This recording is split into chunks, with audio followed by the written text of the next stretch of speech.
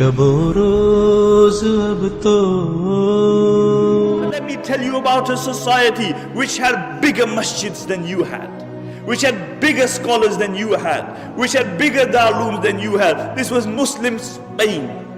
It had far bigger masjids than you had. Qurtuba, in the height of its flowering, had over 600 masjids. And recently, a couple of years, 19 of us from this masjid went to Qurtuba, where there were 600 masjids. We found one, and that was closed.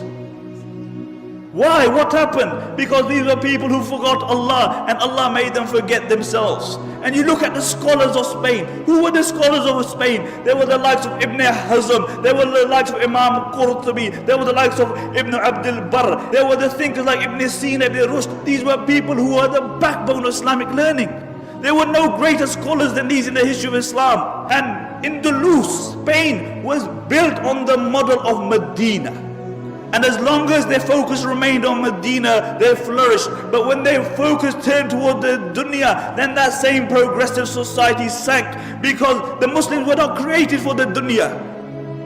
The Muslims were not created for the dunya. The Muslims were created for the hereafter. We are Abdullah. We are the slaves of Allah subhanahu wa ta'ala. And the highest status that we can reach is that we will remain the slaves of Allah subhanahu wa ta'ala. This very society, Spain, when their own people, their focus became the dunya, then every single person was concerned about himself. He was concerned about his own kursi. And the narrations mention that the rulers of Spain, what they would do, that the Muslims would actually make treaties with the Christians, and they would fight against their own Muslims.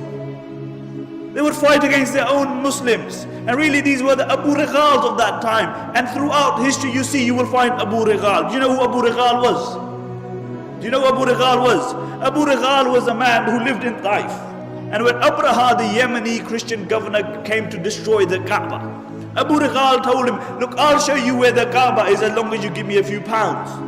So Abraha agreed. When Abu Righal reached the outskirts of Makkah, he died. And what the Arabs would do, they would pelt his grave with stones, because he was a man who was ready to sell his religion and his people for $1 and a dime.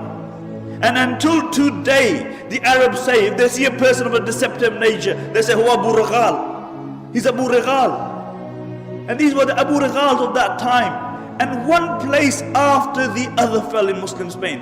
One place after the other, until there was only one place left, and that was Granada. And Granada fell 50 years after the rest of Spain. Until Abu Muhammad, he drew a treaty with the Christians on the condition that he would allow them to take over, on the condition that they would not persecute the Muslims, that they would not forcefully convert the Muslims, that they would not remove the Muslims from their post. And when the Christians came in, the first thing they did, they reneged on their promise. And when they entered the Alhambra Palace, have you seen the Alhambra Palace? Wallahi, when you look at the Alhambra Palace, the eyes marvel at the architecture and artistry. It is an amazing palace, and throughout the palace you will see one word, La Ghaliba illallah. That dominance is only for the sake of Allah. Dominance is only for the sake of Allah. Where are those people who wrote La Ghaliba illallah? Where are those people? See, La Ghaliba, the engraving remained on the walls, but the reality of it was removed from their hearts. And the reality is that the Alhambra Palace, to a great degree, encompasses the decline of the Muslim Ummah, whilst the mud hut in which Umar ibn Khattab radiallahu anh lived embodies the spirit of Islam. And really, when these Christians, they walked into the Alhambra, they found the highest place that they could find, and they erected a crucifix there. And when Abu Muhammad saw this, he began to cry. He began to cry, and his mother rebuked him. She said, why are you crying like a woman when you couldn't defend it like a man? Why are you crying like a woman when you couldn't defend it like a man? And this is our state today, really. We whinge about everything. We blame everybody else besides ourselves. We blame the Christians, we blame the Jews, we blame everybody else.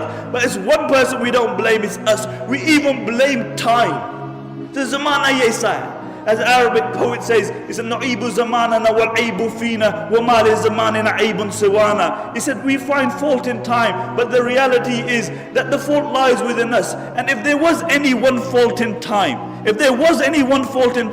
it is that it has to carry the likes of me and you. That's the only fault with time. لا تكونوا كالذين نسوا الله فأنساهم أنفسهم. Do not be like those who forgot Allah and Allah made them forget themselves.